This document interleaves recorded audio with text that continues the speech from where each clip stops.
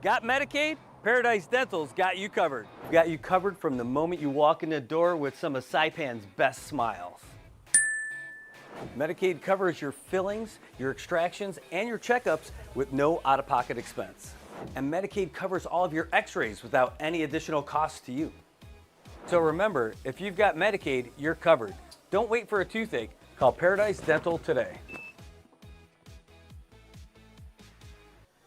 Come here often.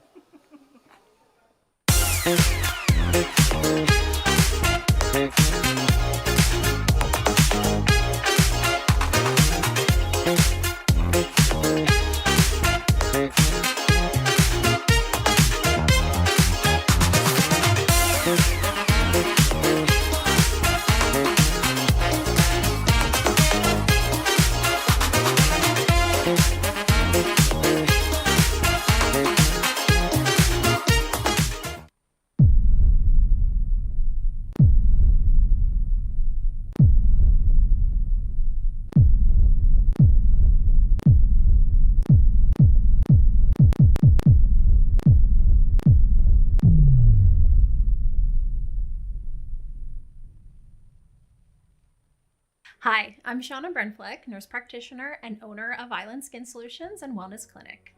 We are Saipan's only medical spa offering a wide range of services to meet your unique skincare goals. We offer exclusive medical-grade skincare products that can only be purchased from a licensed medical professional. We also have the CNMI's only master esthetician, who offers new patient consultations that include a mini facial tailored to your needs. Schedule your consultation today to get started on your skincare journey.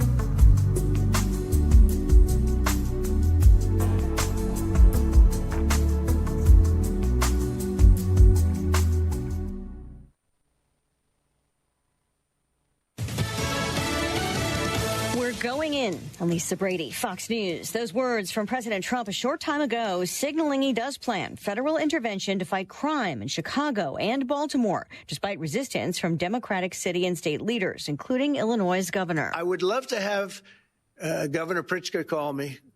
I'd gain respect for him and say, we do have a problem, and we'd love you to send in the troops because you know what?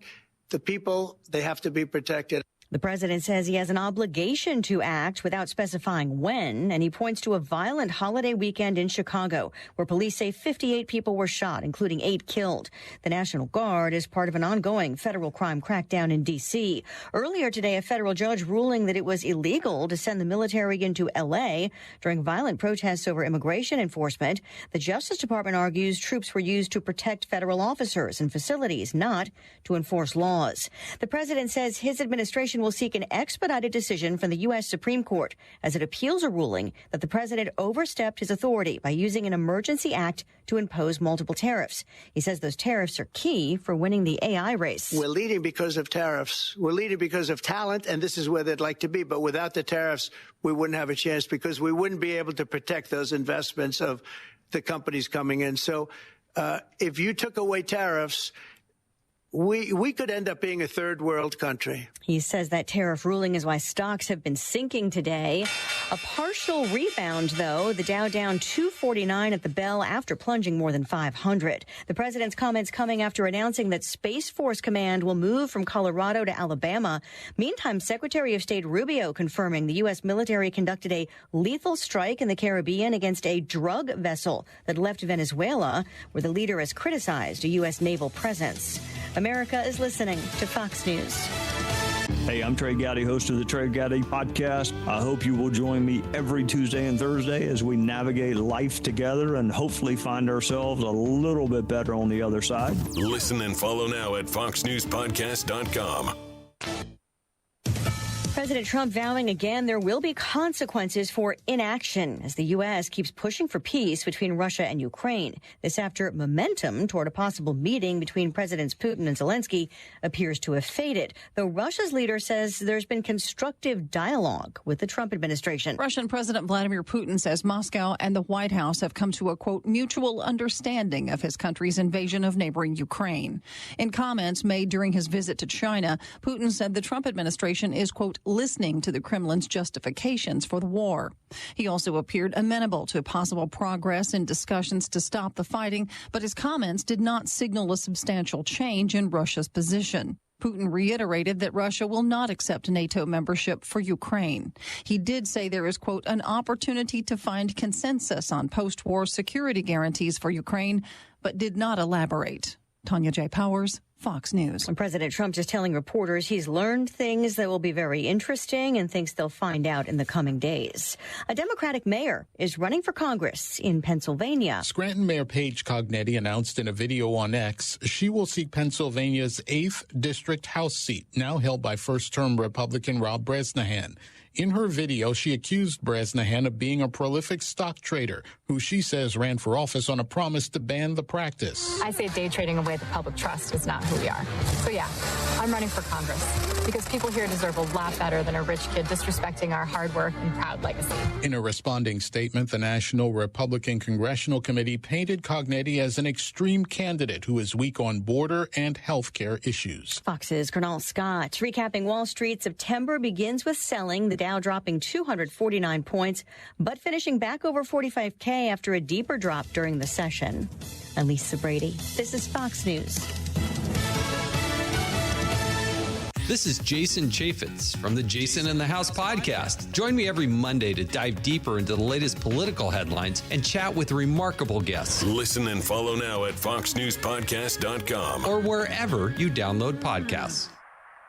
If you see something, say something. And stay anonymous. Call Crime Stoppers at 234-7272 or submit a tip online at NMICrimestoppers.com. No names, no caller ID, no recordings, just your info. And if your tip leads to an arrest, you could earn up to $1,000 in cash. Your tips have helped take hundreds of criminals off the streets in the NMI. It works because of you. Crime Stoppers, we want your information, not your name. PHI is your local pharmacy serving customers in Cagman, Garapan, and Dandan since 1996.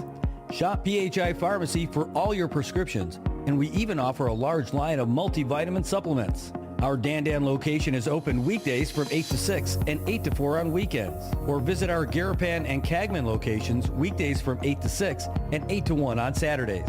Check us out online at phipharmacy.com or follow us on Facebook.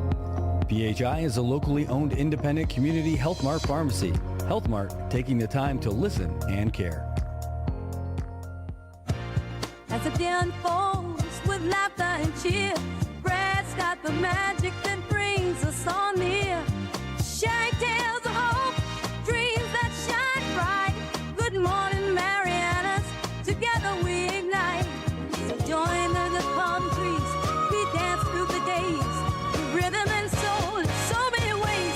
Together we rise through the moments we share. Good morning, Marianas, feel the love everywhere. Wake up to the sunshine in the morning light.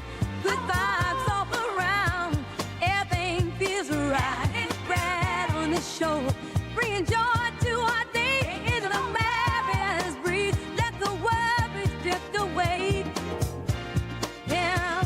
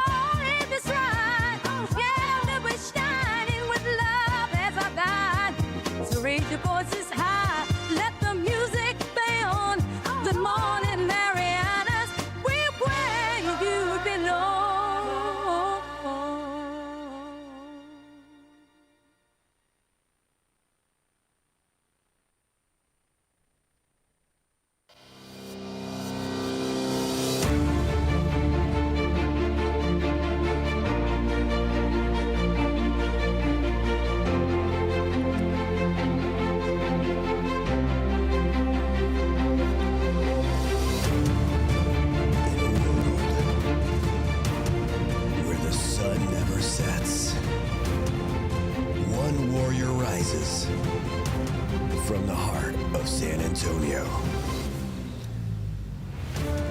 Fueled by courage and a questionable diet.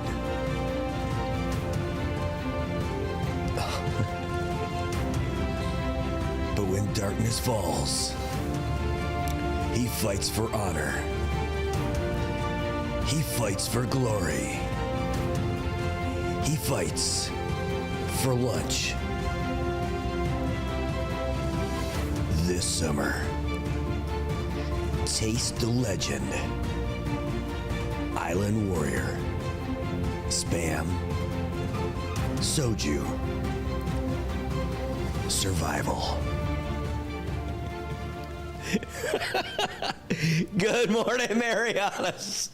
Good morning. Oh my God. If you wanted someone to blame for that, you could blame my partner in crime, Harley Airy. Oh my goodness. He sent that to us yesterday when we were talking about the movie clip idea, the movie trailer stuff. Well, he sent it over and we brought it to you. That was awesome. Good morning, Marianas. What a day we got today. Look at that. Ooh, someone's creeping from the side. Nobody yet. We will have some folks coming in a little bit from public schools. We're excited to have them in this morning and give us some updates about all the good stuff that they're doing over there. And maybe a little talk about Tom Brady. No, maybe not that TV. But we are going to talk about some cool stuff, and we're going to have Landon on in just a couple of minutes after we get you all started with what's going on here. You know, we actually would normally leap into our detailed weather, but we'll at least tell you what it is right now. It's 80 degrees outside, partly cloudy. Humidity's at 87% up at the Saipan International Airport. We're looking at partly sunny skies today, high near 86, wind out of the southeast at 5 to 11 miles per hour. Got a chance of raining tonight, that's for sure. So expect it. It's coming. Just a light one, maybe.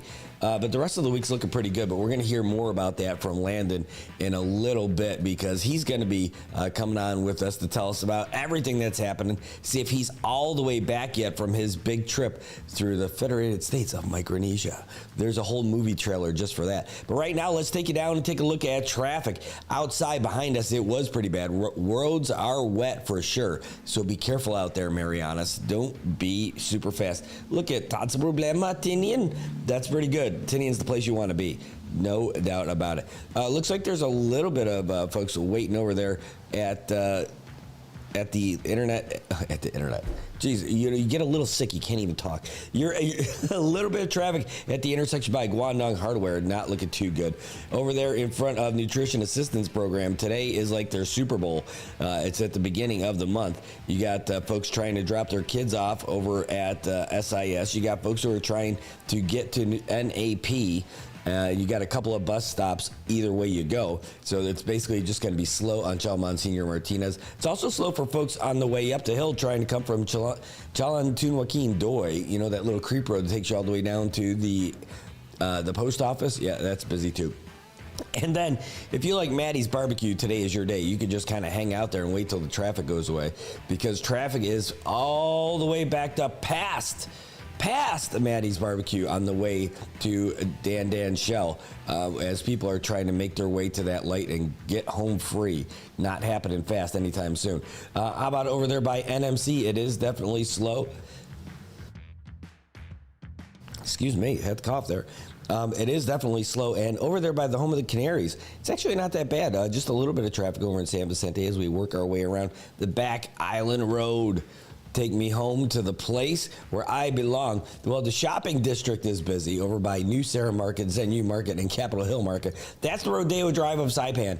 Folks over there trying to get their merienda over there on Capitol Hill, and you can see there's traffic all over the place. On the way downhill from Security Title, it looks like people are probably just stuck behind a slow truck going uphill. It's not me, baby. I can make it. And then over there at Ina's Kitchen, at the base of East Drive, it's a little bit slow too. So don't try to get anywhere in a hurry. It's not going to pay off for you, especially if you're driving bus B16. You had your hammer down. I'm telling you, man, you were flying this morning, going well over 50 miles an hour down Middle Road in, where was that? That was like in Chaulala, Gualarai area. You're going with the flow of traffic, but also like creeping up pretty close. I can call you out. I'm just telling you it happened. Riding that bumper on that black Toyota RAV4 this morning. That's okay. We'll move on. We don't know the guy's name who was driving it, or lady. Could be either one. But somebody was in a mission to cruise in that school bus this morning. Anyway, let's keep going down on Middle Road and Beach Road in Garapan. It is definitely looking slow going, especially if you're trying to get south through Garapan from Puerto Rico. You're going to be hitting every light going through there. You're like a pinball. And if you're going north, it's not any faster either as you approach Garapan. It's a little bit slow by Garapan Fishing Base as well. People trying to do a little sign of the cross when they go past the Crystal Rye. I know it. I've seen it. I mean, I don't do it, but I've got people in the car who do it with me all the time. All right. It's a little bit slow on Middle Road across from Subway for sure. And everybody trying to head south from Jay's, you're creeping slow all the way until Quartermaster Road. And Quartermaster Road, folks heading south as well on Beach Road by Quartermaster, stuck at the light right now too. And Beach Road southbound is slow all the way to the old AK intersection. And I'll tell you, from Saipan, Vegas to all the way through LBC till you hit the east side by the LBC, is going to be a little bit slow over there as well. Intersection that matters where connections matter. IT&E looking great today. Well, how about Beach Road out by us? As you head down past Guma Sockman 500 sales, you're going to be able to sail right by if you're going north. But if you're going south, it's going to take you a little bit later and a little bit slower than normal. And then because Hopwood is up to no good, those guys are back in action again. Those kids just got picked up by our bus stop right at our office. But that intersection by Mobile and Chalumpiao is a little bit slow, but not too bad. That's your first look at traffic. Did you know that you don't even have to mess with that traffic if you don't want to? What? You don't have to mess with traffic? No, that's right, Jermaine. You're fine. You don't have to mess with traffic at all if you just link up with the folks from Transit CNMI. Transit CNMI, what's that? You know the cool bus? The public transportation here in Saipan? That's Transit CNMI. They won a nationwide award for having the best rural and small market public transportation system. I'm not kidding, guys. This is a big award that they got. It's way better than that leg lamp from A Christmas Story. These guys ended up winning this award and making the CNMI looking good. And right now you can look good by not having to drive and just sit back and enjoy the air-conditioned comfort of the love on the Transit CNMI buses. Right now, you can get anywhere on the Blue Line one way for $2. One way, no stops. Regular fare is just $2 unless, check this out, if you're a student, veteran, active duty military, Manamco, or if you're an individual with disabilities, you pay half. That's right. You're only paying $1. $1 make you holla. Well, you're going to love it because on top of that, you get free Wi-Fi on there. You can't beat it at all. They operate Monday through Friday from 6:30 in the morning to 8:30 p.m. and on weekends and holidays, 6:30 in the morning to 8 p.m. Now, pay an exact change. They are not making change for you. They're not going to Michael Jackson it. They are not looking at the man in the mirror. They're not looking to make a change for you. So pay an exact change. Give them a call, 236-2682. That's Transit CNMI, trying to hook you up with everywhere you want to go. When you're in a fuss, just hop on the bus. All right. We are going to reach out right now. We're making that call. Gonna make a call to Landon over there in Guam. We'll find out if he's actually in Guam right now. I feel like we could be playing a game called Where in the World is Carmen Sandiego, where Landon plays the part of Carmen Sandiego. Landon, good morning. How are you? Good morning. I love that show. It's a blast from the past of my childhood years. My gosh. Man, I got the voice for that guy. You know, say, where in the world is it? And I can bust out Carmen Sandiego. That's the one. That is the one. I can handle that today. Hey, Landon, we've been doing movie scripts because I have this sick voice. We've been doing not scripts, but movie trailers. So if you could come up, send me something after we get off this today. Just send me something on WhatsApp, and we will voice your movie trailer. Whatever kind you want. I'll even get a good music bed that fits it. If you want to do sci-fi, got it. If you want to do a rom-com, so you have the voice for radio now. Yeah, now I do. I have. It sounds like what started out as a one-time cigarette smoker turned out to a pack a day. Now he talks about the weather. Like, I've got that going on right now. I think that's a win, and I think you should keep it up. I think you should get sick more often. It's great for filming promotional videos. Yeah, today's brought to you by Philip Morris. Hey, so you've been traveling all over the place. So you're back in Guam now. When did you get back? Back in Guam, I got in Sunday afternoon after spending 9 days in Chuuk State and Pohnpei State in the Federated States of Micronesia. That was my first time down there since I was there in December of 2022. That was a tsunami-related trip, as we're establishing a tsunami-ready program across all of the Micronesia region. But this is my first trip for a weather-related agenda in my 5 years as morning coordination meteorologist. And so it's been a long time coming. I participated in a national and state level tropical cyclone tabletop exercise in Chuuk State. We had some 60 stakeholders from different Chuuk State agencies, as well as the national government and a number of off-island stakeholders, including IOM, UNICEF, SPC, SPREP, and several more. And so it was a really good turnout, a lot of great discussions on how we can bolster communications, coordinations on the ground in Chuuk State among stakeholders. That's awesome. You know, I have not been to the FSM, but I know I've met a million people from FSM. That may be a high number, but I've met so many people from there, and to see it, it's got to be something special because all the videos, all the photos, it just looks gorgeous. It's absolutely beautiful, and some of them from the National Emergency Management Office, they took me to Nam Madol for a day hike on Saturday last week in Pohnpei State. And so it's on the far eastern side of Pohnpei, and you hike through the jungle, and it was cloudy, dreary, rainy. It was like the perfect eerie scene for a Scooby-Doo movie. And so I don't know why they have not filmed a Scooby-Doo over there, especially with the mystery of Nam Madol, how it came to be.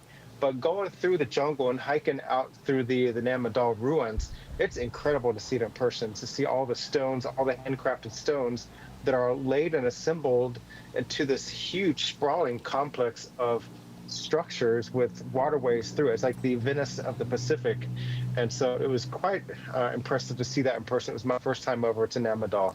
When you get there, do you get to explore a little bit? Do you get to get off the boat and really spend as much time as you want? Yeah, we actually walked through the jungle. It was like super low tide, so we weren't even in the boats or kayaks this time. We were walking through the waterways, and then we could go up into some of the structures, and we went into the larger of the buildings, and we're walking around there inside, outside, and then we cut across to the beach side where the waves are crashing, and it was quite impressive to see. And I think they said there's over 160 known islands out there, and so a lot of it's covered and grown up with jungle, but I can't imagine what it would look like if you had like a good model drawn up of what the Nam Madol complex looks like. It's a city in its own right. Well, it sounds like that you have something in common where you and Nam Madol both share the same gardener at the house, or the landscaper. Yeah, yeah. It's all about the jungle taking over everything, and so that's the story of my yard. I was going to deal with the yard on Monday on Labor Day, but I did not labor in my yard. I took the day off. I was like, I'm gonna just be lazy. I deserve it. I'll put it off another weekend, and it probably won't happen this weekend either. We'll see what happens. I love it. Well, weekend and weather both starts with a W. We got a question that came in, by the way, before we get to it. Oh, yes, look at this, the Tower for Humanity. This is amazing, this award. You know, I put in a request for this thing to be made in Pohnpei. Pohnpei is known for their handicrafts, and of course, if you look in my office, let me turn my camera around. Whoops, I made my screen bigger. Let's see, there we go. But this thing right there, this is from Pohnpei, and it's a very large wood carving, handcrafted turtle up in Pohnpei. And so they're known for their incredible handicrafts, and it's so beautiful. And so, like I said, when I travel to the islands, I like to bring something back so I can have something to remember the trip to all the island sites. And of course, I've got a lot of stuff on the walls. I got that one in Pohnpei on this trip. And so that was my next ornament for the wall. And I've got a lot of stuff that's still to be hung up on the wall that's under my desk. I just need to punch more holes into the walls of my office space. But I like to have something to take away from all the work trips. So hopefully when I retire and move from Guam, that my office is like an archive, a museum of the islands in the region. I love it. I'll tell you what, maybe if you punch more holes in your wall, you'll get better cell reception. That may be the key. Hey, real quick, I know we're going to talk about the weather. You just popped it on the screen real quick, but this is a great question just came in from Caleb, and you could probably hit this real quick. How do you come up with 95W, 96W? How does that number and system come up? Yeah, that's definitely the Invest naming culture. This is Invest 95W, and so the different ocean basins around the world, they have the Invest numbers on a different number series, and so the W, that means it's a Western North Pacific basin, so that's the common denominator. If it was E, that would be in the East Pacific. But 95W are tropical disturbances, are invest areas in the West Pacific. Those go through the 90s number series. So 90, 91, 92, 93, 94, 95, 96, 97, 98, 99. Once we hit 99, the next one's going to go back to 90, and it revolves, so it keeps rotating. And so the Joint Typhoon Warning Center opens up upwards of 100 invest areas a year. So you could see reasonably 7 or 8 or 9 97Ws, for example, in the West Pacific in a given year. Once that 95, for example, becomes a depression, once it's upgraded to a tropical depression, it becomes a bona fide tropical cyclone, and it gets a new number. So it drops to 95W and becomes likely this one will be 21W, which means it's the 21st tropical cyclone of the Western North Pacific in 2025. So that's one of our frequently asked questions about the numbers. What do they mean? And so you see it's highlighted in red. That means it's a rated high for development, meaning it's a tropical cyclone formation alert. And that forecast graphic right here from JTWC, that means that it could be upgraded to a tropical depression within the next 24 hours. And is this a threat to the CNMI? Absolutely not. This is going to be heading northward, likely keeping just east of Okinawa and Kadena Air Base, going into far western Japan as it moves northward. And so it's a piece of junk system. Let me open up on the satellite over here and show you where we're looking at. This is that broad area of Take that, clouds. You're just a piece of junk system.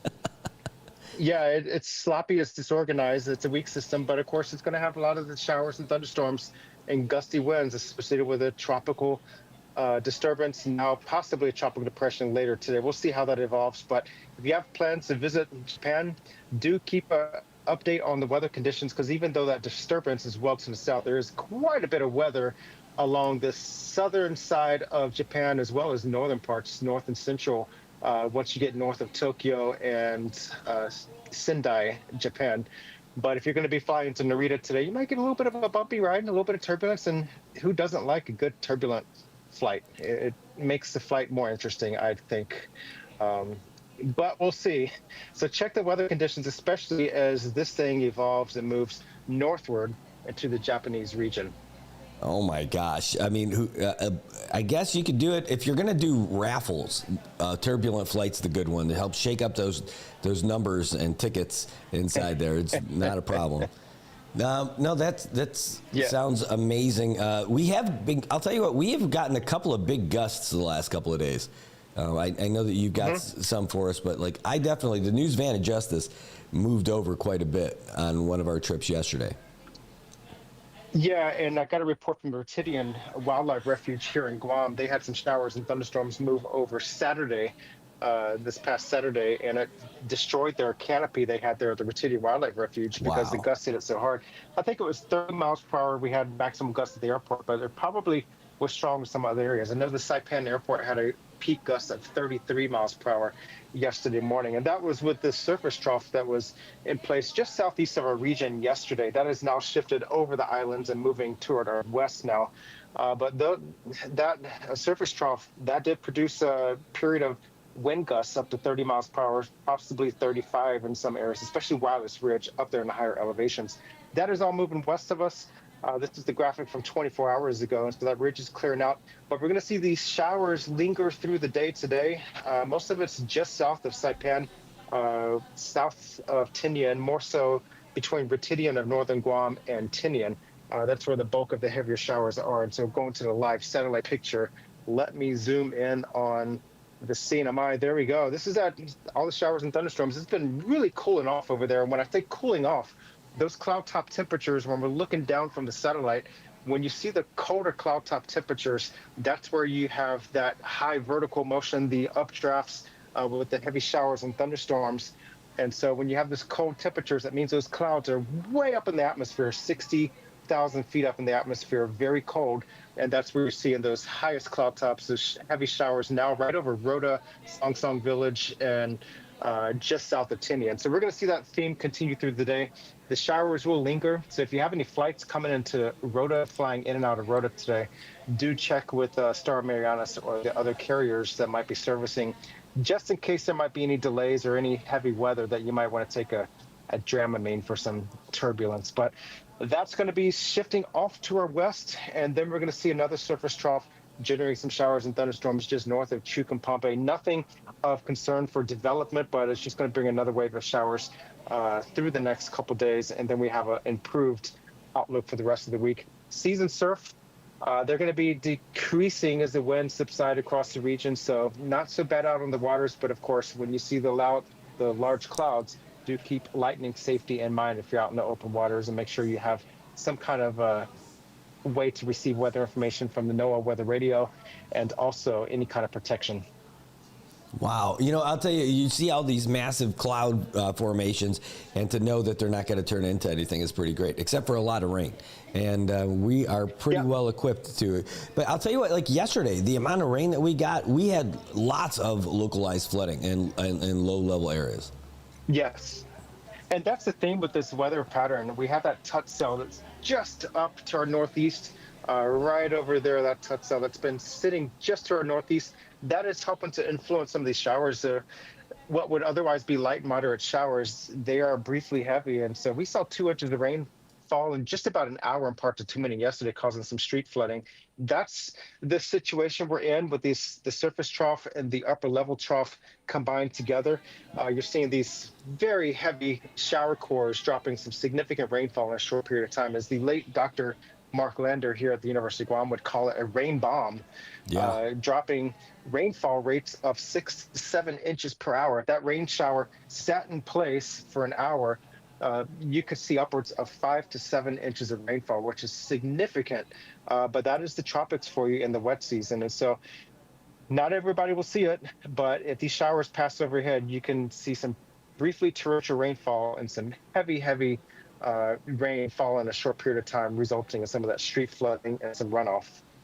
Wow. You know, I know you guys use the weather balloons. But is there any talks within National Weather Service about using some kind of a high-level drone to get up there and kind of be in those systems as they go through? You know, I'm not sure where the conversation is on that, but I know drones have been discussed, and I think right now it's kind of a hands-off situation with the Weather Service as they develop more plans and policy. Any changes and modification to the service and observations capabilities does take a lot of background work and discussions, but I think the drones would be a great application once it's figured out how and when it will be used, as well as coming over any kind of flight regulations. Wow, that's awesome. Well, I hope it works, because I would love to see what it looks like. It probably looks like a cloud.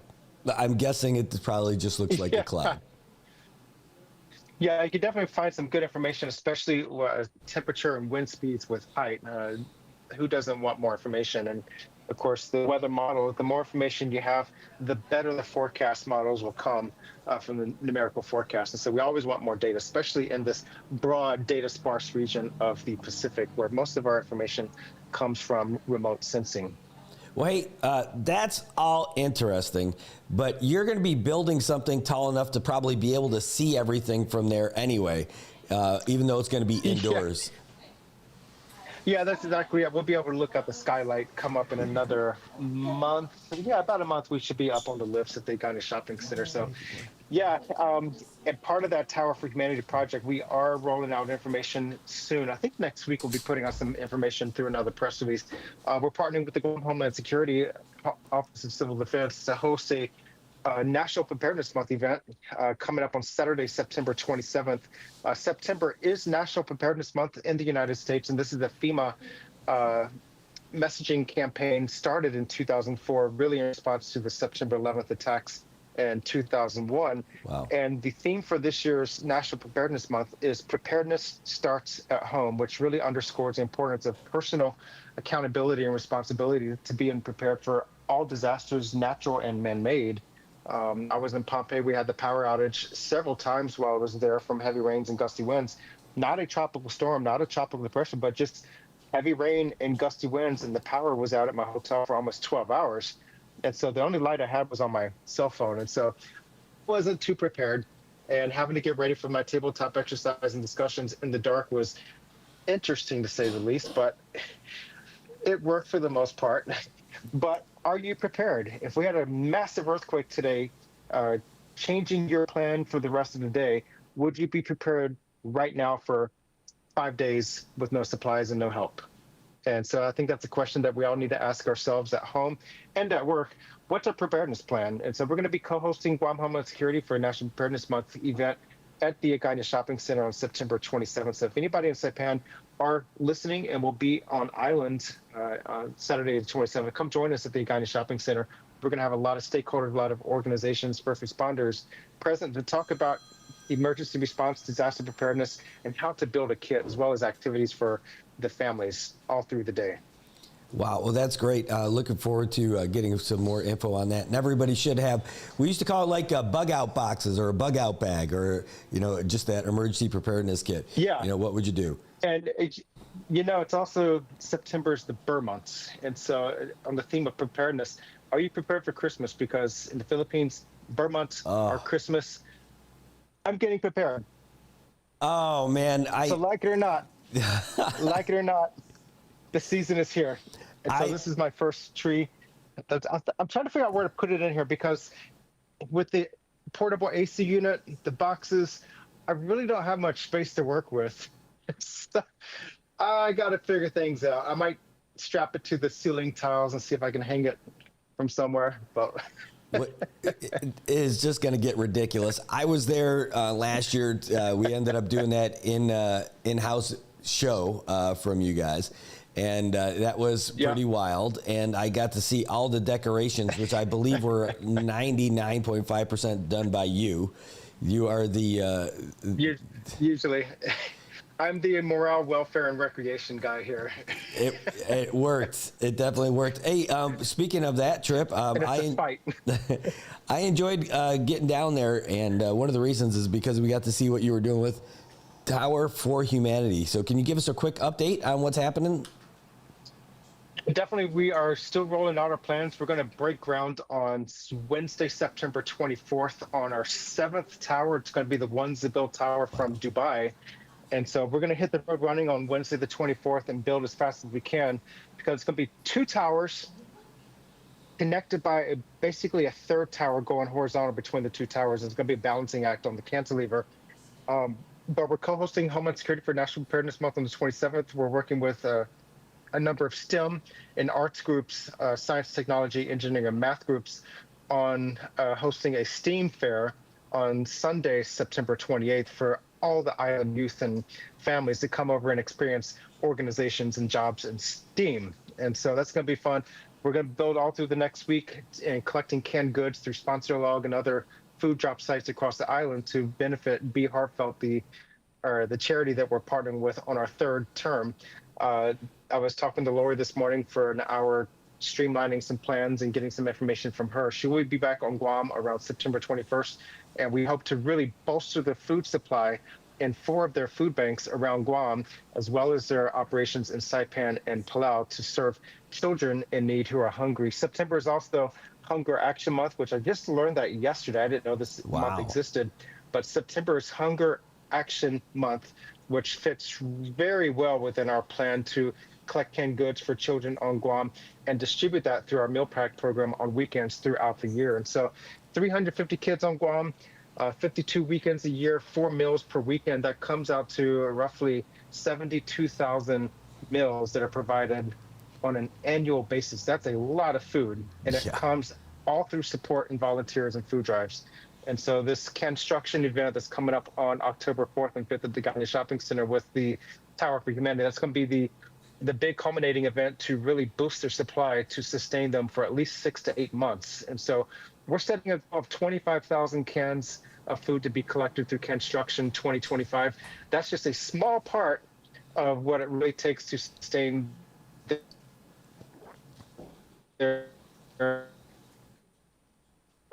And I really hope we have a lot of support. We have a number of organizations joining us now as food drop sites. I'll have that information next week, but also a number of organizations joining to be construction teams. And so the more organizations, the better. We're going to have prizes, awards for winning teams on several different categories. And we really hope to just bring the community together in a huge way to really help children in need, not just on Guam, but also in Saipan and Palau.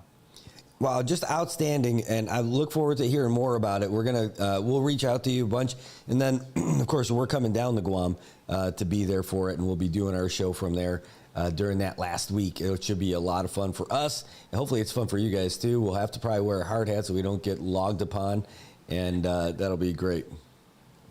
And we'll put this on our tower. This was actually, I requested it to be made, but this was actually gifted to me by the Department of Environment, Climate Change and Emergency Management of the FSM. And so I was so honored to have them present this to me while I was in Pompeii. Such a beautiful token of appreciation from the national government there. So that's going to be a part of our tower. We're going to proudly display that, as well as other items donated in years past, as well as that large check from a little kid in Iowa who already donated $50 from his summer lemonade food stand. That's amazing. In Iowa. And so much good stuff coming from this to support people in the islands. Well, that's great. I love it, man. It just fills all kinds of hope and love. I love that project. Yes. Well, hey, I'll tell you what. It's 8:14. We're up against the break. We've got our guests who are going to be coming in, and I got to get them situated as well. But thanks so much for that update. Thanks for being with us every week, no matter where you're from. And so really appreciate it. Absolutely. And see y'all next weekend. Next week. Landon Aidlet, he is our National Weather Service meteorologist. He's out there with us every week giving us an update, telling us what we can expect. And whether it's good news or bad news, it's great news when we get it from Landon. We don't have to talk about it too much. We just get to enjoy it. All right, well, folks, we're going to take a real quick break. When we come back, we're going to have our guest from public school system with us. Can you believe it? I bet you can't, because it's too amazing. All right, we'll see you guys in just a little bit. Take care. Thanks for sticking around. Be right back.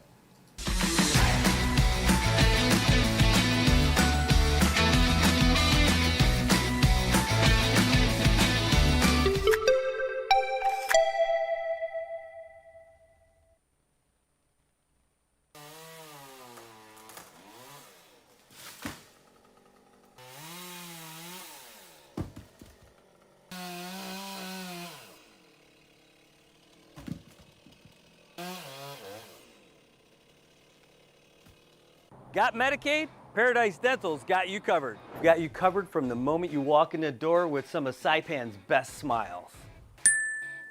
Medicaid covers your fillings, your extractions, and your checkups with no out-of-pocket expense. And Medicaid covers all of your x-rays without any additional cost to you. So remember, if you've got Medicaid, you're covered. Don't wait for a toothache. Call Paradise Dental today. Come here often.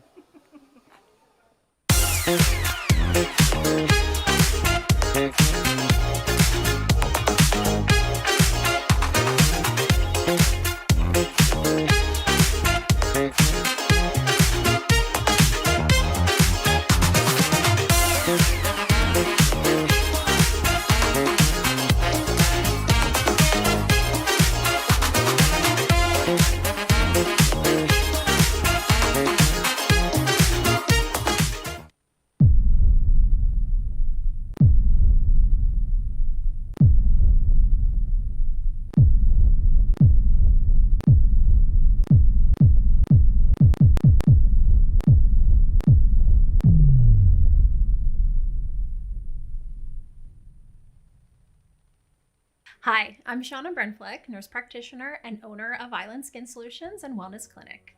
We are Saipan's only medical spa offering a wide range of services to meet your unique skincare goals. We offer exclusive medical grade skincare products that can only be purchased from a licensed medical professional. We also have the CNMI's only master esthetician, who offers new patient consultations that include a mini facial tailored to your needs. Schedule your consultation today to get started on your skincare journey.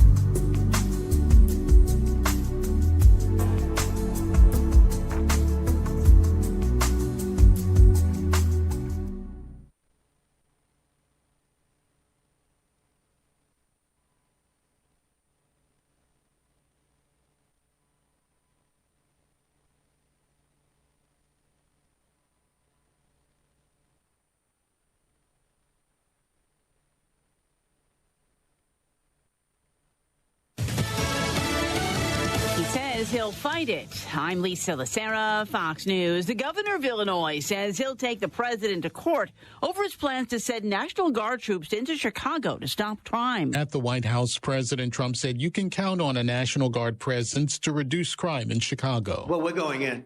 I didn't say when. We're going in. Illinois Democratic Governor J.B. Pritzker pushed back just as emphatically. No, I will not call the president asking him to send troops to Chicago. Governor Pritzker cited stats showing declines in Chicago crime to say the president's promised action is not about stopping violence. It's about testing his power and producing a political drama to cover up for his corruption. Pritzker said he'll battle the president in court to block any troops on Chicago streets. Fox's Cornell Scott, and the president says the U.S. has carried out a strike in the Southern Caribbean, writing on Truth Social a short time ago that the strike targeted the Tren de Aragua gang, killing 11 people. And there's more where that came from.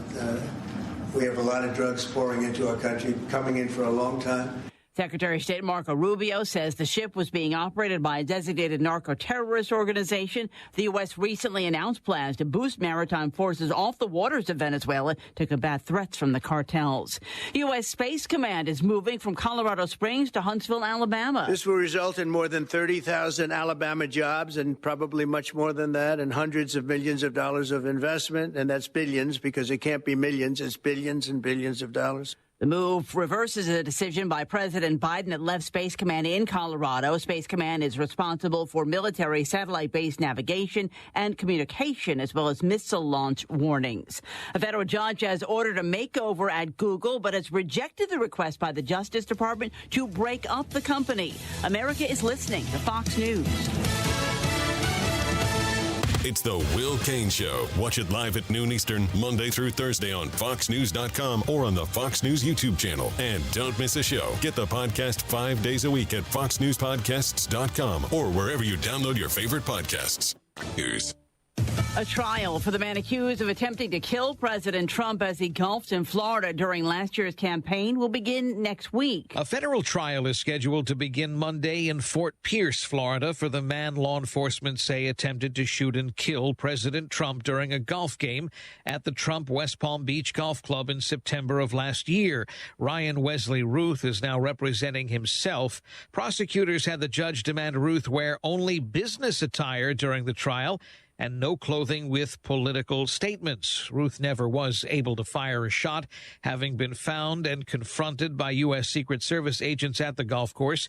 The alleged attempt came just months after the then candidate survived being shot by a would-be assassin in Pennsylvania. In Miami, Eben Brown, Fox News. Disney will be paying a hefty sum to the Federal Trade Commission to settle a children's privacy lawsuit. The entertainment giant will be forking over $10 million to settle allegations that the company allowed personal data to be collected from children who viewed kid-directed videos on YouTube without notifying parents or obtaining their consent, which is required by the Children's Online Privacy Protection Act. The FTC complaint claims that Disney failed to designate certain YouTube YouTube videos as being made for children when it added them to the platform. As part of the settlement, Disney also will be required to implement a program to review whether videos posted to YouTube should be designated as made for kids. Fox's Hillary Barsky. OpenAI and Meta say they're adjusting how their chatbots respond to teenagers showing signs of distress. OpenAI, the maker of ChatGPT, says it plans to introduce new controls for parents to link their accounts to their teen's account. An attorney for parents who sued OpenAI for the wrongful death of their teenager criticized the changes as insufficient. I'm Lisa Lacera. This is Fox News.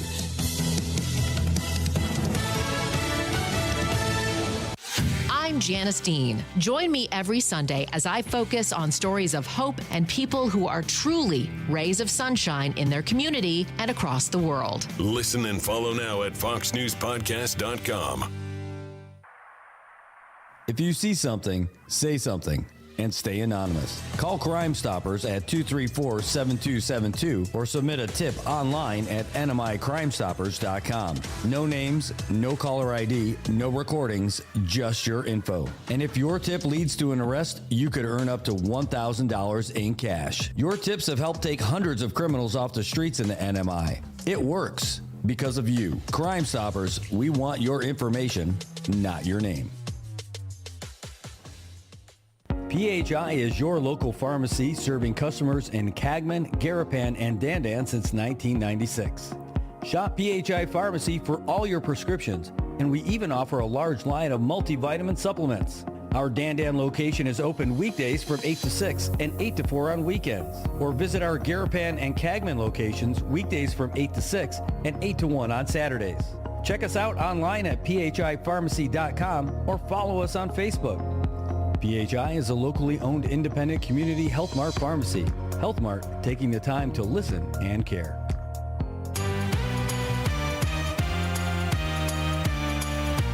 Wake up, sunshine, it's a brand new day. Brad's got the stories that'll light your way. Take a smile on his face, he's ready to share. Share. Good morning, Marianas. Feel the love in the air. Good morning, Marianas. Come join the fun. Together we'll shine like the morning sun. With the waves crashing in, hear the oceans call. Brad brings the news that connects us all. From the islands to the world, those counting wish. Good morning, Marianas, the best time of the year. All right, Marianas, welcome back. It is 8:25 in the morning, and you're all caught up with your news, your sports, and your weather. We'll get into more sports and stuff like that in a little bit, but we just definitely got a great dose of weather from the man, the myth, the legend, Landon Adlet, all the way from Guam. So, you know, he was paying long distance just to talk with us this morning. It was great. Well, speaking of talking with us, we've got some of folks that you've been waiting for a long time, the folks from the public school system here to talk about some really impactful stuff, some stuff that makes a big difference in our community. It's about preserving our culture and our heritage here in the Marianas, and couldn't be more excited. We have the Commissioner of Public Schools with us. Holy cow, we're going to change out the swaps on this one. Yeah, there we go. Yeah, there we go. Yeah, we have our Commissioner of Public Schools with us, but he's got a whole bunch of other people who are making a difference in the community as well. Mr. Commissioner, could you help us introduce everybody and Sure. start with yourself? Thank you so much. Really appreciate the opportunity to be with you at this on this show this morning. It's just a wonderful, like you said, a beautiful day, and every day across the CNMI public school system is a great day for us. So I am Lawrence Camacho, Commissioner of Education for the CNMI public school system, also the State Chief of Education for the CNMI. With me to my right, we have... Good morning, everyone. I'm Mercedes Leon Guerrero, and I'm the Chamorro Program Manager for Public School System. So very good. Up at Central Office, we have a program manager that handles the Chamorro side of CCLHS. CCLHS meaning the Chamorro Carolinian Language Heritage Study, and taking care and coordinating what teachers, like to the person behind me, is doing over at her school. Go ahead. Gloria Rushing. I'm a Carolinian instructor at Francisco M. Blunt Middle School. Wonderful teacher, instructing the Carolinian language at the Francisco M. Sablon Middle School. But up in the eastern side of Saipan, we have a wonderful principal from Katmang Elementary School, and she can introduce herself.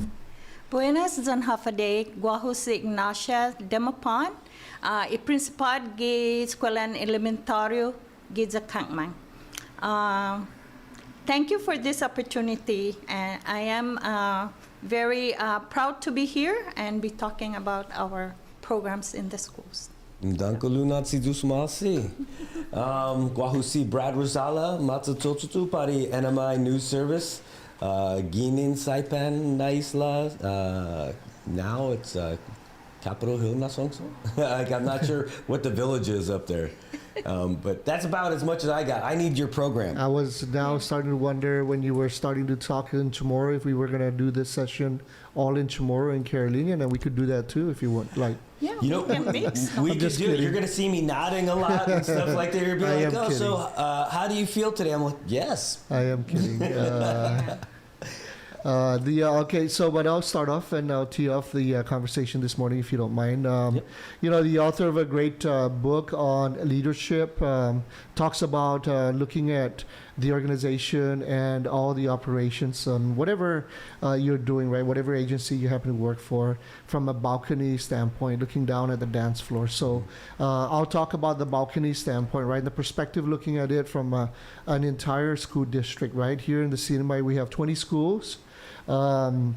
You know, with 8,000 students, and always looking at it from that balcony perspective on what the district is doing and how and where in the district, as I look down on the dance floor from the balcony, we need areas of improvement, or, you know, to continue to strengthen what is already strong going on in our school district. And the Chamorro and Carolinian Heritage Study really is a mandate by the Constitution, where it says that in Article 15, a public good called the public education, and therein lies the public school system, would you know, provide quality education. But on top of that, within the article, it also speaks of preserving the indigenous cultural heritage and language, just right.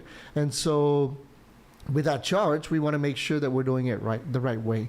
And doing it the right way means that we're teaching it each and every day, and we're structuring it to the point where students are developing as soon as they come into the school system, and really kind of, you know, being integrated, immersed, and be cultivated by wonderful teachers and school administrators. I keep reaching back because I want to kind of point at them. But that's what's going on. And we are here to also discuss and talk about this month of September, as we did a proclamation last week to declare the whole month of September as a way to just celebrate, right? We celebrate our indigenous Chamorro and Carolinian language and heritage each and every day. We teach it each and every day, and but we've designated the month of September to kind of do so, and it is aligned with the CNMI as a territory, doing it also entirely, right, and celebrating the culture that we have here. Wonderful thing going on. So I'll let the folks behind me and our program manager kind of discuss the things that are happening in their schools, which are exemplars to all the other schools, right? It kind of mimics what other schools are doing as well across the board for the month of September. And then we'll get into the grand finale and talk about this wonderful event that we've been planning on for months now on October 11th. So with that said, transition. Yeah. If you have any particular questions. No, I'm waiting to hear more about it. This is okay. So wonderful. Let's put them upon. You want to talk about what's going on? Let me just share that, you know, for this month of September, it really matters to celebrate our heritage. And that celebration really is within the language and the culture. So our heritage is not just history, but it is a living tradition that guides us today and shapes tomorrow. And I really believe this because at the school level, we continue to teach and practice the language and the culture on a daily basis. For this month, we are doing activities every day, like bead making, storytelling, marmar making, oral histories that are, given to the students so they can still learn about it and also practice it. And I guess my last word about it is we encourage parents and families to also join us in this celebration, to continue that practice of our cultural language and cultural heritage. Well, and not to lose your cultural identity. It's such a beautiful thing. Growing up, I grew up in the mainland in New York, and, my father, I think he was probably one of the first generations where his family didn't pass along their language that brought it over from Poland. And when my dad knows a few words, a few phrases, and he can understand it if people speak it to him, but we never heard a lick of it unless we got in trouble. We didn't really hear any of it growing up, and so it's been something that we've had to try to pick up. And whenever we meet somebody, or to try to exchange it, but when you lose that, it's starting from scratch. You lose all those traditions too, some of the other familiarities, and I think that was part of the folks who were in such a hurry to become Americans that they lost what it was to be who they were when they came to the system. Yeah. So we're trying so hard, and we're doing everything we can. I think it's working. It's progressing. We have this thing in PSS, and you hear about it at the Chamber of Commerce presentation today at lunch. But I always speak of this portrait of a graduate, and this portrait of a graduate is the vision that we have for all students who graduate out of our high schools, right? And so how you realize that vision is really kind of driving the direction of the education of the students when they come in, and looking and watching that pipeline as they progress. And in that pipeline, what we're doing is we're immersing a lot of the industry type excitement for them to realize what it is, what their future career is going to be. So they start to explore that even from the elementary. That's what we're working on right now. The elementary, the middle, and then by the time they come to the high school, they're professionally developed to that point where they could be successful leaving high school, right? Whether it's college or straight into the industry or to a technical school like an MTech and all that. But around that is the competency of also the character of who they are as individuals.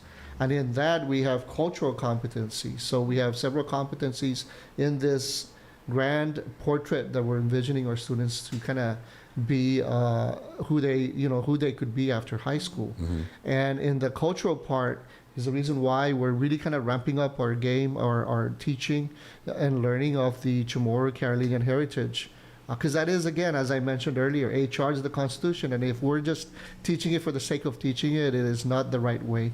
What the right way looks like for me and for our team is teaching it in the right direction and making it scaffolding so that students, as soon as they leave our high schools, they graduate, they can identify as people from this place.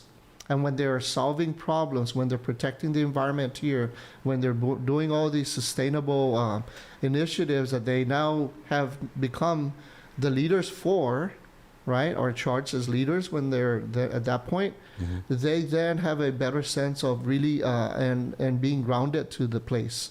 But you first have to kind of build that from their childhood years, just as I was, and I use myself as an example. Born and raised here, right? Grew up in the little village of San Roque to the north. I was a country boy. The village raised me, right? And I was influenced around that with lots of values and core principles. Now coming back after being away for 35 years, I still have the principles and values within me, and I just want to make sure that we transfer and invest in our students as well today so that they too can understand the best way on how to solve the problems here, how to listen to the islands and let the islands talk to them.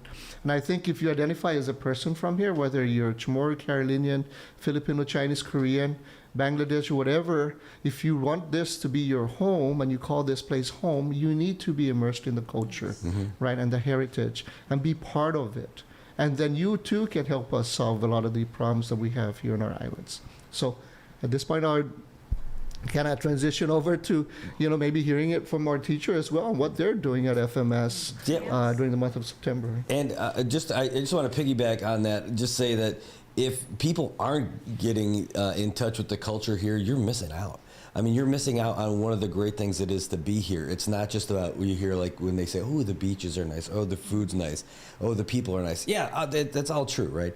But if you're not figuring out like what the history of this island is and who the people are, and being able to have that, you're missing such a different level of enrichment and connectivity with the people that you live with every day.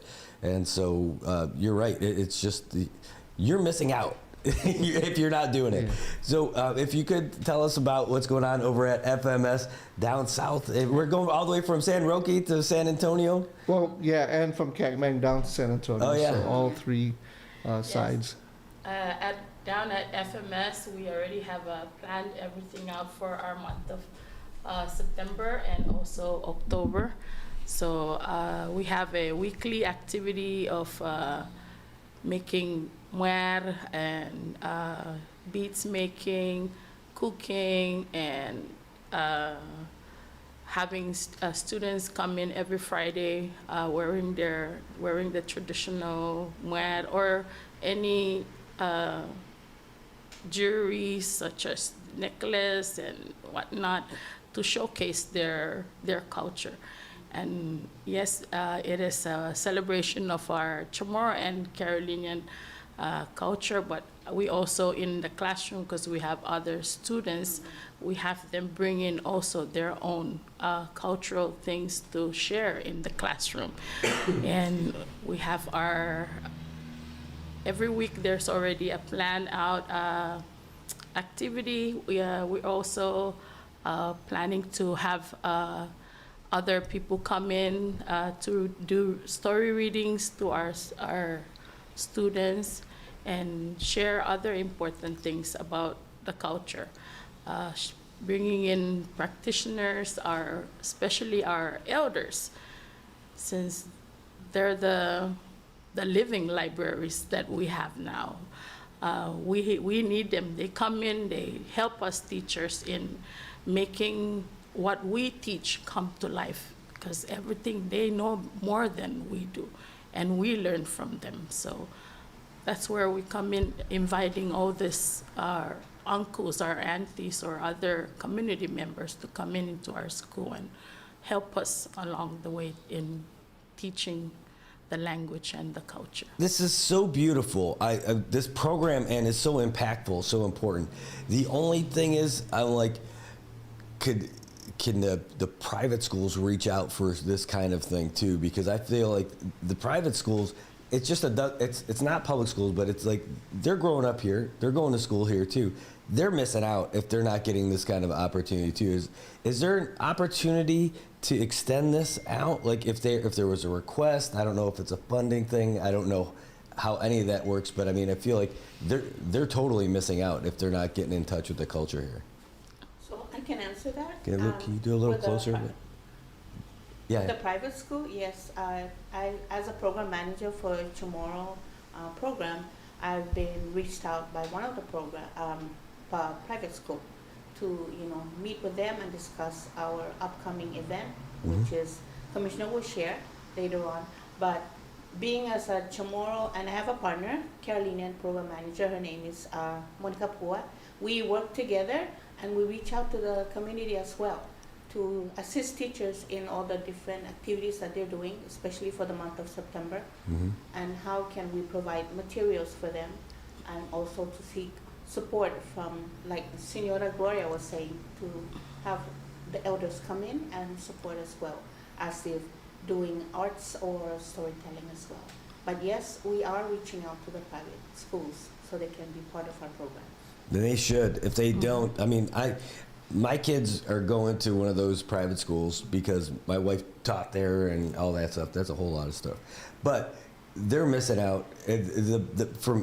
For me, trying to get them in touch with like the local culture is I'm getting to know local folks and other local kids and be involved with other kids. So like one of them, soccer. You know, like, or they get to hang out with all the kids who are probably enjoying some of these programs, but like outside of that, outside of just hanging out with the friends and folks that live around, they don't have that real language opportunity, that language learning opportunity, especially if some of the kids who are in this program, if their parents aren't speaking it at the house and bringing it home to them too. Yeah, that's one thing that we've discussed so many times, and we even discussed it yesterday at another show. But you know, if you look at the way we grew up, right? And I'm not saying that, you know, we need to adapt to the changing times. However, we need to look at the foundational things that are going on in the lives of our students so that we can shape that, right? When I was growing up, English was taught, because the subjects were taught in English, we had to speak and learn the subjects in English inside the classroom. Yes. Mm-hmm. When we leave, the moment we step out of that classroom space and are in the playgrounds, we're speaking our language, right? I was speaking Chamorro. And that's where I would, you know, relearn all of the Chamorros that I know now, right? So I spoke that, and maybe some of it was slang type Chamorro, right? And then when I came home, I was corrected by my parents and my grandparents around me. My uncles and aunts, excuse me, would correct my Chamorro and make sure that I was speaking it in a proper fashion, right? And then from there, when you go to church or you go to the Nobena, the Lisadzu, you realize the importance of those words that are being taught to you, because some of them are no longer just merely words. They are actual principles and values that you must live by, right? And so, you know, that interaction amongst the playground, the homes, the prayer opportunities, right, makes you kind of become a better person, I think, just from the teachings of those, right? Those things are important for me. And the way I reflect back on that is I try to not change what we have right now, but make an impact to where we're adapting to the changing time, but at the same time instilling that we would never lose that memory of like what I just described to you. Today, kids don't speak it at the playgrounds, at the homes, even in churches, and the novenas are mostly in English, right? So then when they come back, we're trying to teach that language in the classroom, right? On making sure they understand it. So it's like a flip. But when we teach it in the classroom too, we don't want to just teach it for the sake of teaching it. We don't want to just let them utter words and understand what those words or memorize those words. We want them to be able to live through that. And the expertise in a lot of us is on experiential learning, right? It's like teaching by doing, right? Learning by doing, and making sure that folks understand the context of what it is that they're bringing in, right? So looking at it from a cognitive science fashion, we got to make sure that they're experiencing this. As I just described to you, I was experiencing it through my life during the formative years of mine, right? When I was being formed as an individual to become an adult. What we're trying to do is we're trying to do the same thing for the kids. So that leads us to the discussion about this October 11th event that we've been planning on. It is the finale of what we're celebrating throughout the month of September, as already described by our two wonderful individuals back here, principal and teacher of the Carolinian language, who have described what is going on and how we celebrate and really kind of have a renaissance or revival of the language and the heritage, the culture. On the 11th of October, the vision is we'll get into the details on the theme and all that, but if you can just imagine having a parade from the Carolinian Affairs Office in Garapan on Beach Road going north towards Garapan Elementary School. And at Garapan Elementary School, there's going to be this wonderful event on this Saturday where it starts off in the morning and it ends late in the afternoon. But it's where you come in and you actually have that experience of what you were taught in the classroom space. Our Chamorro Carolinian instructors and teachers are informing our students that this event is going to be their experiential learning opportunity as well. So when they get there with hopefully their parents, their friends, right, and their families, and they enter into that space, It is a space where you no longer speak any other language other than Chamorro and Carolinian. Wow. Maybe we'll charge you if you start speaking English or whatever other language, but the intent is to come in and practice.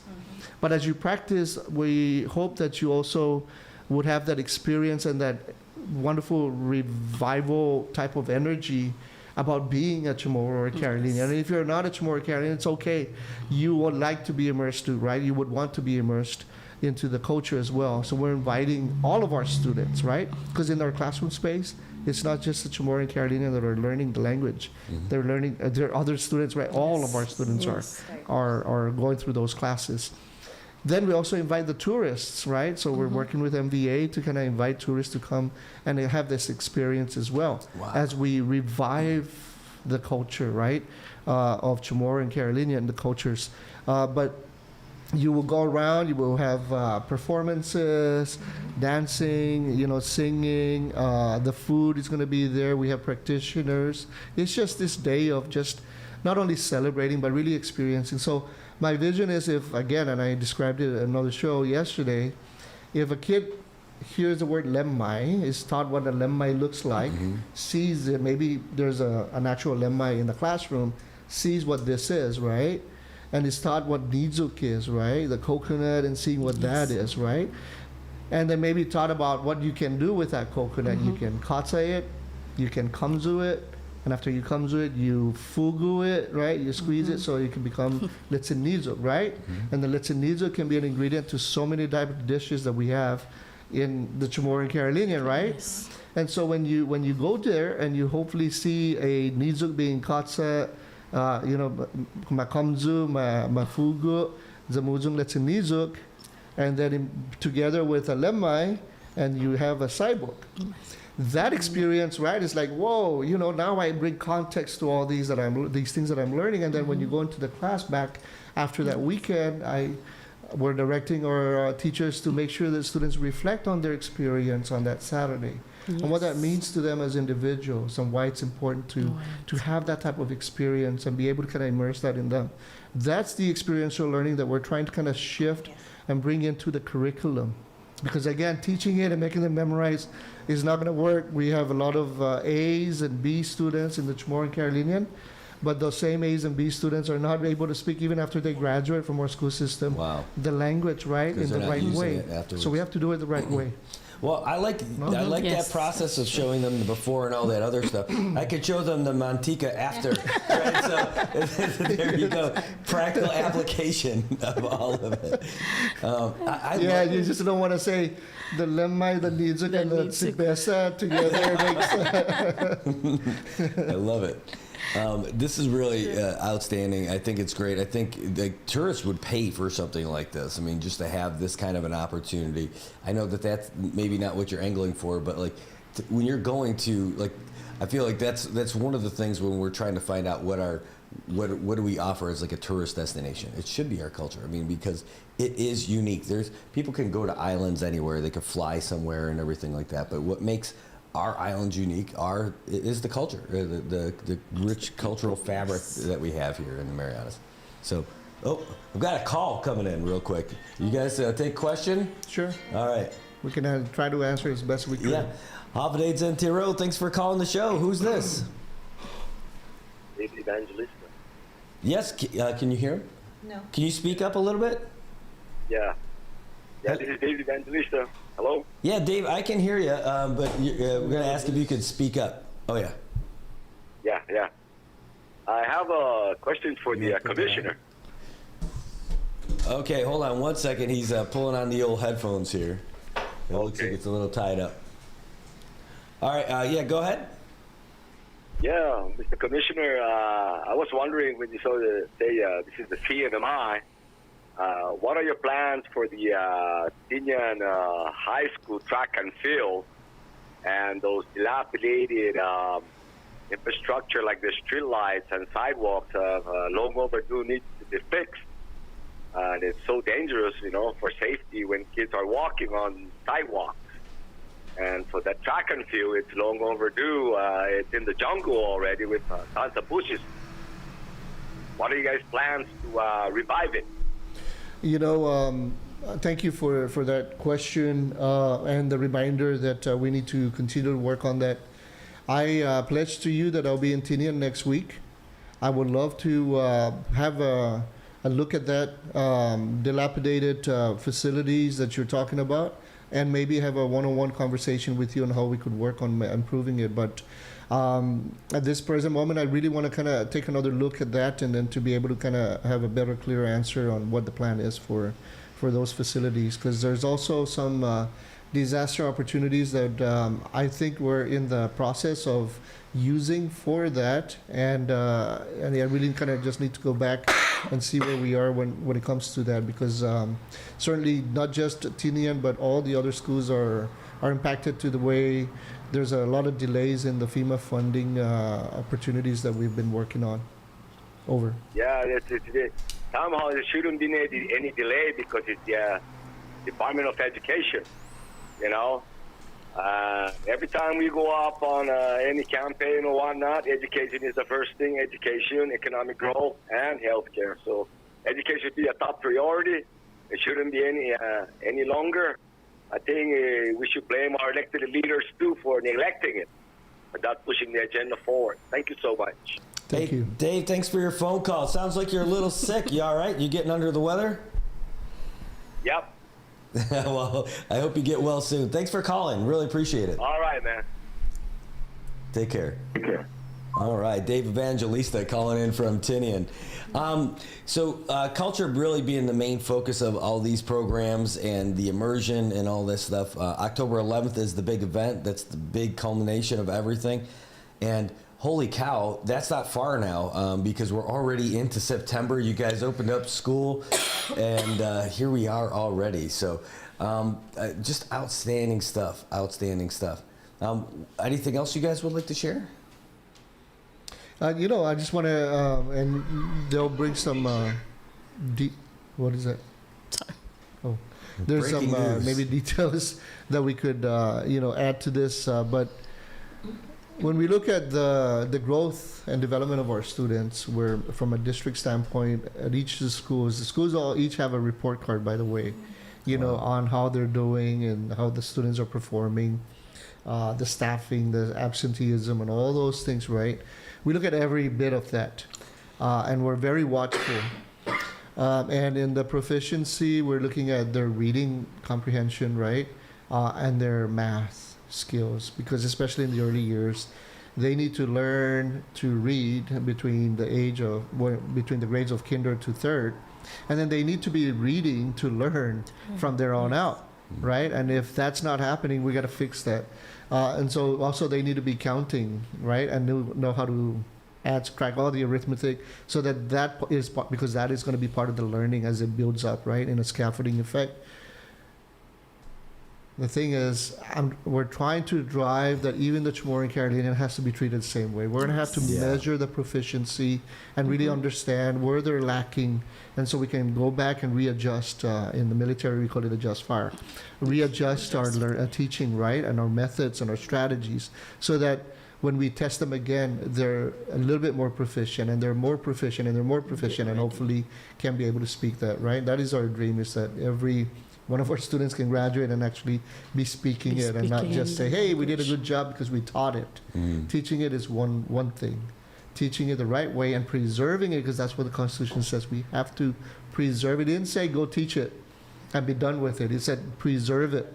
So we have to figure out how this preservation of the language and the culture needs to be, right, and the heritage. And so we're doing it. That's why we're testing out this event on, as a part of the experiential learning, because as I described, that's how we grew up and how we learned. And maybe that's how we need to kind of, adapt to and make the adjustments to our way of teaching and learning.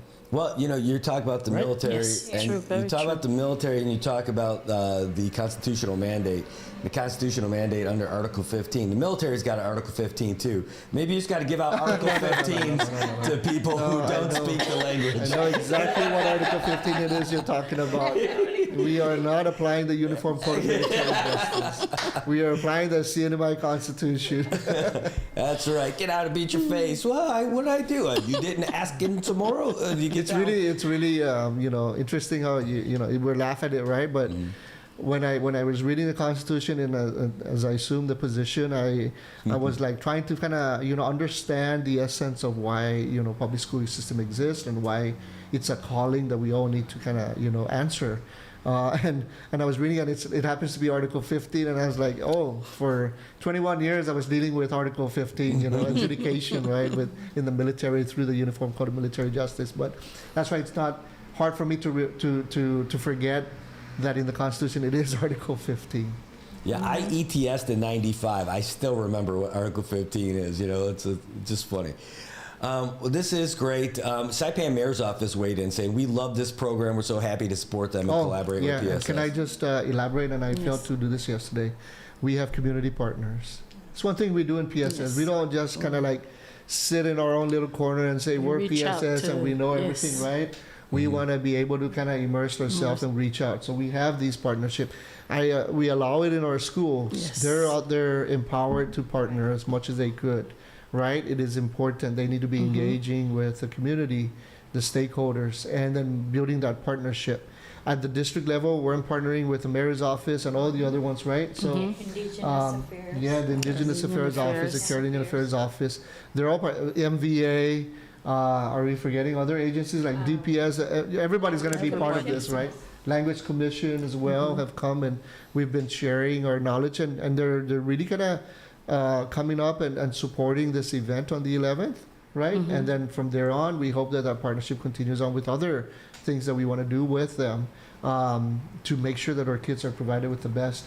There's something that I'm forgetting that we discussed with the Language Commission is even that, really, the interaction, right? So now we're trying to kind of connect the dots, because in isolation is no longer going to be the case, right? We have to make sure we're together on this endeavor, because we can't do it by ourselves. We need the And may I add also, for the month of September, the Indigenous Affairs Office, they're providing the schools a lot of activities such as going to their areas to attend practitioners where they demonstrate arts, weaving. Also, some of the schools will be going to the museum. Yes. So that's in the schedule. It was announced in KKMP. Another one for Arts Council as well. They're in support for the October 11th event, and they're providing us with practitioners. But yes, like the commissioner said, we are working together with the community, reaching out support and for everyone. Yeah, what's the name of the nonprofit music organization that is also kind of helping Voices of the Marianas? Save the Music Foundation. Save the Music Foundation. There you go. They're really, providing great support for us and for this event, right? My other thing that I really wanted to is like if we get that opportunity to ever bring our students, I've seen Catmang do it. They bring their students to the canoe house, right? The Gumasakman, and they actually rode on the canoe, right, and ventured out and sailed out into the waters.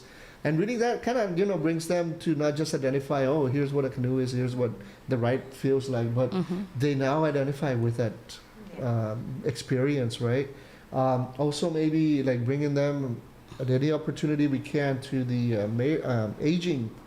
Yes, we did that. Yeah, Center, bring right? them to. So that they can listen to those stories that I was had the opportunity to when I listened to my grandfather tell me his stories and about everything, right? And really correcting me in the way I operate too as a child in so many ways. Well, my father and my mother did a lot of that, but they were also busy trying to kind of raise a family. My grandfather from the other end was kind of reinforcing a lot of his own, disciplinary type, and fortitude, right? So it allowed me to become a good, I think, person right now, right? So that is going to be beautiful when they have that experience to sit down next to and understand why Manini is important, why, you need to listen to the elders. And because I'll tell you right now, when that transaction is happening, the wisdom, the spirit of our ancestors are flowing in and out of the space and really grounding us to the place, right? There's a lot, and I'll end by saying there's a lot of wisdom across our islands. Our islands are rich with lots of wisdom to be able to tell us how to solve the problem. We just have to listen to it and know that we're grounded to it. And if we listen to it, it tells us to talk to each other and work together on various solutions that are not in the interest of one or two, but in the interest of the community. That's just, Yes, and to right? add on to that, Commissioner, I have faith as part of the Tomorrow program manager that we're not going to lose our language as long as public school system is moving forward to teaching the students in preserving and practicing the language and the culture. Yes. I got a great idea for you. Biba, I got a great idea for you. You guys could do it, and if you want to get the students involved with it too, I know you've got a lot of resources to do this stuff, especially if it's student-driven with some of the professionals that you've got too. You guys could do a regular show, or you could do it during the day, or you could do it at night. And if you got a great place to do it here, but if you don't, you've got it. You've got all the technology at PSS. You've got the ability to do it in-house. And I'll tell you what, everyone would watch it. I would watch it.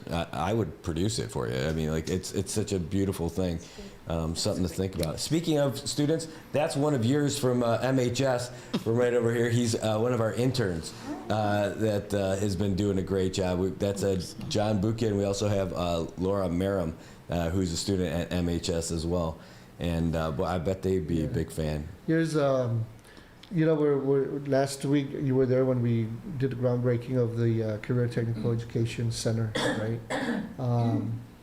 When I'm thinking about that center, I think about how we could also integrate a lot of what we discuss, right? So there could be a mandate for each one of those areas because it's going to involve several industries, right, for students to learn. But maybe we can add the flavor or the touch of the language and the heritage into the experience as they're also endeavoring, right? And use that facility as an opportunity for that as well. For example, the, what did they call it? The music and arts, it's kind of like this. It's like for students to learn how to operate in a studio, how to create and how to produce, right? It's a production. We have some of that already going on in one of our classes at MHS, but the new building is going to really make that even a greater thing. Wow. It'll be equipped with all that. And if we use that as an opportunity to host shows, right, for the what is the name of their club there? The MHS Productions. The Chamorro Club, the Tigu Club, Poksai and Poksai, Refalawash Club. Poksai, the Refalawash, right? They could have their own shows and they could learn technology and how you use technology to really deliver the culture, right, and celebrate. Well, that's how you could get those two clubs together. So like Jojo Alpuzo, right? He's got, or as the kids call him, Mr. A. He's got a great program over there, and he's elevated the skill level of all these kids, now adults in our community, to where we've got great professionals who can take great photos, do great videos. They know how to set all that stuff up. But it starts when they were students at the school. Right. So if you get those students who are in the school in these programs like Poksai or Refalawash Club, they work together with that other club. They're learning a lot of different lessons, and they're learning how, like, letting people who are the experts in their field work together so that they can make something even greater. Yeah. And that would be wonderful to see. I hope I'm not making you do something already, adding something else to your plate, Jojo. But like, what a great program that would be. I would watch it. The other thing is that when you put it online, then it's there forever, right? So. And I think, to further that kind of things, I feel that we also need to have a show, a regular online show about learning and speaking the language and songs in Chamorro or in Carolinian, and it's actual also teaching everyone. Yeah. And I see that have been done in Guam, for example, and I watch the show because even as a speaker, I still learn other things. And, there are differences in how, but we're the same people. So, it's like we haven't gotten to that level, and I think that we should. Yeah, we have a show right now. We started a show, and it needs to kind of be, because we've been so busy with other things, but we need to pick it back up. It's called Keeping Up with PSS. So we started that just kind of like this, a talk show in front of, on social media. to describe what's going on in PSS, a lot of the great, wonderful things. But we can dedicate shows like that to the schools. So what we'll do is we'll do an inventory of all the schools and find out what capabilities they have to be able to create their own shows, and then we'll support it from our level. No? Yes. And then hopefully the vision is all schools are having their own shows when it comes to the Chamorro Carolinian, right? Whether it's weekly, monthly, or whatever, but at least they have their own shows, and we do our best to resource those opportunities and support those programs, right? I do want to share because at Cagman Elementary School, like 6 years ago, we have a pilot program, and we call the immersion language. So this particular cohorts of students since kindergarten were taught every day in Chamorro and in Carolinian. And it's amazing how even parents will call the school that has never taught their children the language. And the kids now are coming home and speaking the language, talking to the parents. So it was amazing. And however, because of funding again, we have to limit. But having immerse students on a daily basis really made that difference. Because at home, parents might not have the resources. Yeah. But at the school level, and it showed the data on how the students perform in the languages. It's interesting. The parents might have also lost some of it too, right? They might not have also. Yes. Yeah. We have examples of other places where the schools would have like an academy or an actual institution that teaches the language and the heritage and the study, all that, right? And part of the enrollment, agreement is that the parents also must learn if they don't know and speak that, right? And then so they're forced to do that if they want their kids in that academy, right? The other thing that I wanted to kind of share is a couple of things. My experience in another place in Micronesia called Palau, I was brought to a school. The school is funded and it's really operated out of like a bunch of folks and trustees out of this particular religious Christian church. And what impressed me the most is as we were driving towards this little village out in the country, and they had this reservation where the campus exists. And as we were driving up there, I saw the fields of, the pineapple fields, the crops. I saw the piggery. I saw the taro fields, the breadfruit trees, all in this area, right? And then we went into the classroom space and I saw uniformed students, right? And I was given the opportunity to talk to the seniors of that particular high school. There was like about 15 of them. I think the entire school had like 75 to 100 students in all, from first grade to high school, 12th grade. And they had 2 bungalows where the males and the females stayed. If you're from like a faraway village and you don't have the transportation mode to come to school, they'll house you there. So it's a boarding type. And I spoke to the principal, and he said, the crops that you see there are really the ingredients to the lunch and the breakfast and the breakfast, lunch, and dinner that we provide our students. Wow! And they're involved in making it too, so they learn how to make their own food. And so I thought, wow! So when they graduate, they end up identifying as people from this place. And even if they go abroad, right, globally, they'll be successful. Yeah. And what they're trying to do is they're trying to make sure that their subjects are competent or, enough so that they have that competency to be able to succeed in the industries that they want to go into or in college. But they'll never lose sight of who they are as Palauans. Wow. Right, that's just a beautiful immersion of the culture. And so we're kind of like learning from that. I'm learning a lot from these experiences that I've had in the past. Right. The other thing is I was introduced to a program in Rhoda, and I always fail to when I see our mayor in Rhoda and ask her about it. But her staff introduced me to this concept that they were trying to do last year, and I don't know if it's ongoing right now. But it's called Ask Me in Chamorro. So the student goes to the store and wants to buy a soda. has to speak Chamorro to the storekeeper, right? And hopefully the storekeeper responds in Chamorro. And if the conversation is good, they're supposed to give a discount or some sort to the student who asks in Chamorro, right? So now you have the Korean storekeeper, right, talking to the little kid, maybe a Filipino student, right? But they are asking each other in Chamorro and responding.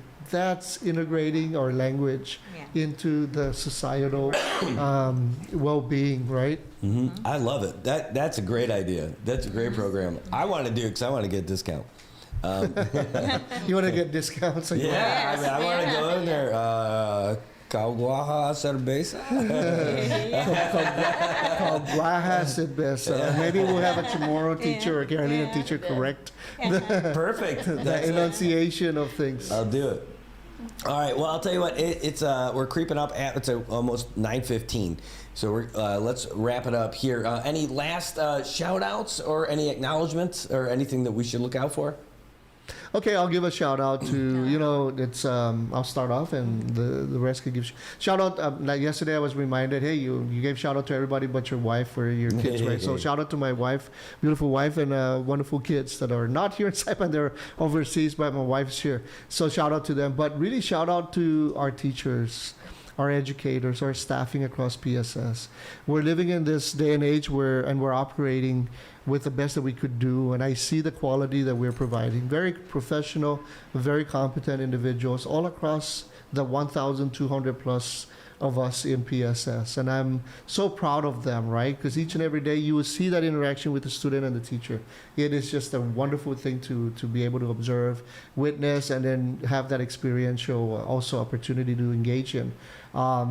Shout out to them, because they're the ones day in and day out who do the grind, right? That's where the rubber meets the road, is down in those classroom spaces and in those schools that are operating, and we're doing everything we can from central office all the way down to make sure that they're resourced with all that. So shout out to all of us.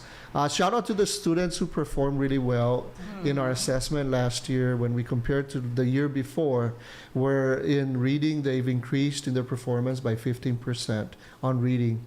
They've increased in their performance in math by 7%. Shout out to the kindergarten students to first grade who we tested. Imagine we're testing kindergarteners and first graders. We call it early literacy. Shout out to them because they're 71% literacy. But shout out to the Head Start programs and all the pre-K programs who prepared those K and first graders that we tested last year, who are proficient at least at 71%, right? In literacy. That's amazing to be able to see. When we hear that and we see it, we feel it, we live it, we operate it,